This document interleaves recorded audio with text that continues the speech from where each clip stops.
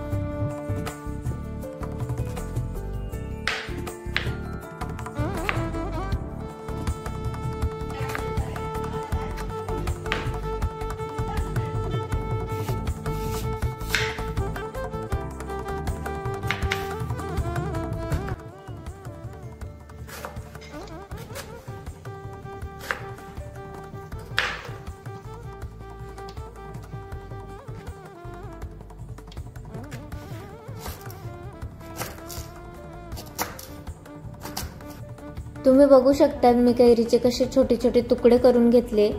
याच प्रकारे तुम्ही सर्व कैरी कापून घ्या।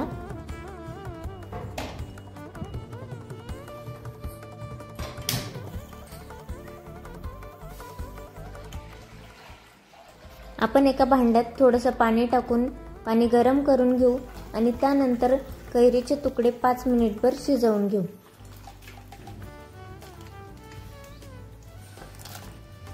चवीनुसार मीठ आणि हळद टाकून त्याला छान हलवून घेऊ।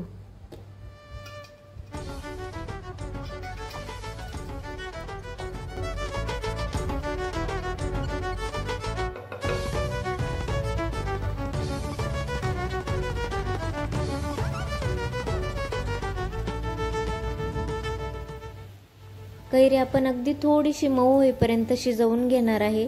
खूप जास्त पण नाही शिजवायची आहे, नाहीतर त्याचा गाळ होतो।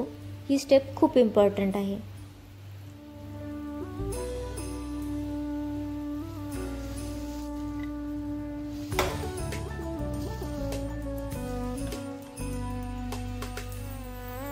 पाच मिनिटांनंतर जेव्हा चमच्याने मी कैरी कापते तेव्हा अगदी सोप्या पद्धतीने ती कट होतीये। अशाच पद्धतीत कैरी शिजवू। त्यानंतर एका चाळणीच्या मदतीने आपण कैरीचं पाणी साईडला काढून घेऊ।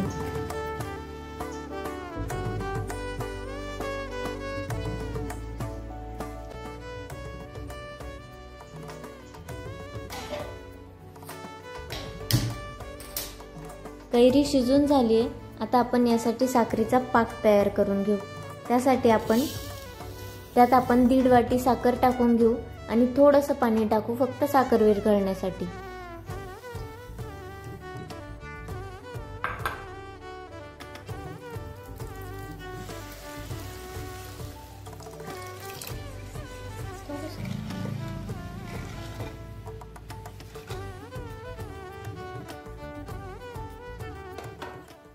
उरलेल्या पाण्यात खूप छान फ्लेवर्स असतात, त्यामुळे आपण त्याचा वापर करू शकतो कढी बनवण्यासाठी किंवा डाळ बनवण्यासाठी।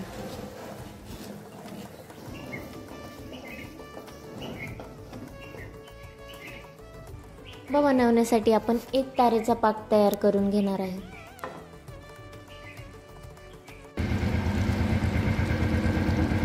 पाक आपण तोपर्यंत शिजवून घेणार आहे जेव्हा आपण बोटांमध्ये पाक घेऊ तेव्हा त्याची 1 तार तयार झाली पाहिजे।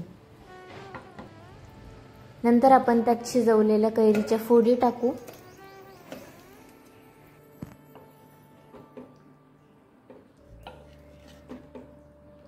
नंतर त्याला मिक्स करून त्यात अर्ध्या लिंबूचा रस पिळून घेऊ, म्हणजे साखरेचे खडे तयार होणार नाही।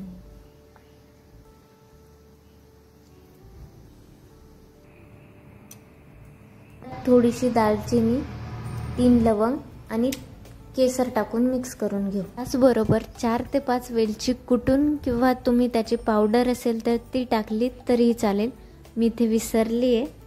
नंतर त्याला परत 1 तारेचा पाक होईपर्यंत शिजवायचे, म्हणजे आपण याला 10-15 मिनिट शिजवून घेणार आहे। आणि हवं असल्यास तुम्ही काजू बदाम टाकू शकताय आणि नंतर रूम टेम्परेचरवर आल्यानंतर डब्यात भरून घ्या।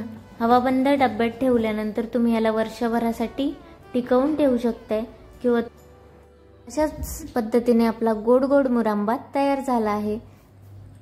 तुम्हाला जर व्हिडिओ आवडला असेल तर लाईक करा आणि अशाच छान छान रेसिपीजसाठी सात्विक आहारला सबस्क्राईब करा आणि तुमच्या गोड गोड मित्रमैत्रिणींसोबत शेअर करा।